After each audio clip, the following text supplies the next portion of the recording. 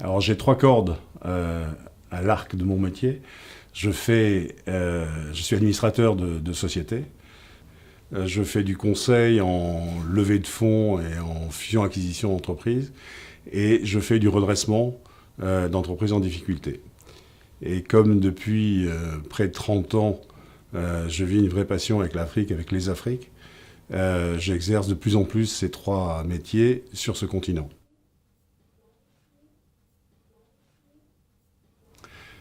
Non, ni d'un pays à l'autre, ni d'un continent à l'autre, parce que pour moi, le changement est une question d'homme, et donc le changement est universel. Ceci dit, chaque situation est particulière, et c'est pas parce qu'on a réussi un certain nombre de missions qu'on va réussir celle-là. Alors il y a quelques points à retenir. Il faut commencer par découvrir quelle est l'âme de l'entreprise, pourquoi elle existe aujourd'hui, quelle est sa mission, autour de quoi et autour de quelle force tout l'écosystème se retrouve. Une fois qu'on a ça, il faut le verbaliser et il faut mesurer la différence entre l'état actuel et cette espèce d'idéal. Ensuite, il faut trouver 2 ou 3 pivots dans l'entreprise qui vont être les agents de changement et qui vont être ceux par qui ce changement va se passer et sur qui on peut s'appuyer. Ensuite, il faut communiquer. Alors, communiquer avec eux, mais communiquer avec la base, communiquer avec le commanditaire, communiquer avec tout le monde, et expliquer et écouter énormément. Pourquoi ? Parce que il faut expliquer aux gens qu'est-ce qu'on va faire, qu'est-ce qu'ils font, quelle est la richesse qu'ils apportent à l'entreprise, pourquoi on va changer, comment ils vont bénéficier de ce changement. Alors, après, les choses viennent assez naturellement, assez facilement, parce que les talents sont là, les compétences sont là, toujours. Et en faisant ça, on les fait émerger et les solutions viennent de la base, ils viennent des gens, il faut après ça les mettre en forme.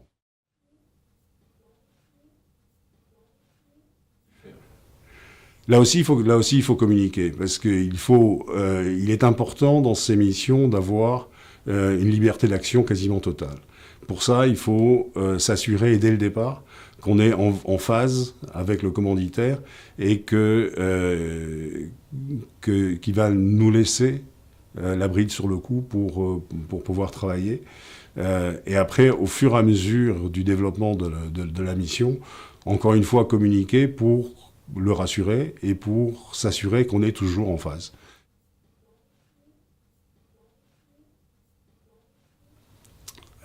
On réussit un contrat de démarrage toujours pareil, en ayant communiqué avec le commanditaire le plus possible pour s'assurer qu'on est en phase au départ et qu'on va avoir les moyens de la mission, c'est-à-dire cette liberté d'action. Modeste aussi, parce que très souvent, on vous pose la question de dire, bon, est-ce que vous allez réussir ? On n'en sait rien. Tant qu'on n'a pas mis les pieds dans l'entreprise, tant qu'on n'a pas analysé, tant qu'on n'a pas senti, tant qu'on n'a pas les éléments, on ne peut pas savoir. Et c'est pas parce qu'on a réussi 1, 2, 10 missions qu'on va réussir la suivante. Donc voilà, ça, ce sont les bases de départ. Ensuite, toujours pareil. Ensuite, vous parlez de démarrage, mais le démarrage étant que le début, il faut continuer à communiquer après.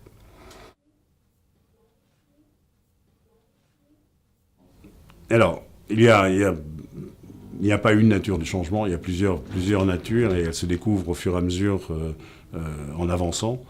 Ceci dit, suivant les environnements, les choses et les cultures, les choses sont quand même différentes.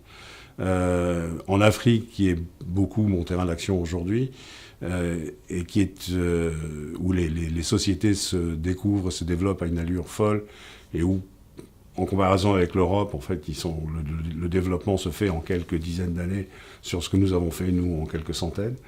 Il y a aujourd'hui un mélange entre une culture traditionnelle villageoise, de chefs de village et de développement un peu tout azimut, et un modèle occidental qui lui a essayé de s'imposer, mais qui ne s'impose jamais comme ça. Les cultures africaines ont cette capacité fantastique d'absorber ce qui vient et de le retransformer à l'intérieur de leur culture. Et ça, il faut en prendre compte aujourd'hui énormément, parce qu'aujourd'hui, il y a des talents en Afrique, il y a des compétences, et c'est par ces compétences et ces talents que les choses se développeront, et c'est par eux que les modèles d'entreprises africaines émergeront, et pas par nous. Nous, on peut être que des vecteurs, que des aides pour essayer de les pousser.